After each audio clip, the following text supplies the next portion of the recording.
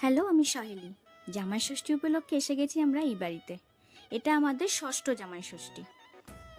আসার পরই আমার মা জামাইকে ফল মিষ্টি সাজিয়ে গুজিয়ে যা যা নিয়মকানুন আছে সেগুলো করতে থাকে। জামাই এই বাড়িতে একটা হলেও শাশুড়ি কিন্তু দুটো, তাই ভালো মাও একই নিয়মকানুন মেনে জামাই ষষ্ঠী করে থাকে। আচার অনুষ্ঠানের পর জামাই এইদিকে লুচি তরকারি মিষ্টি ফল খেতে থাকে, আর ওইদিকে মেয়ের কথাও একটু ভাবা উচিত দেখে মেয়ের সাথে দুই মা ষষ্ঠী নিয়মকানুন করতে থাকে। অ্যাকচুয়ালি জামাই ষষ্ঠীতে জামাই মেন লোক, বাকি মেয়েরা তো হচ্ছে পেদোপোকা।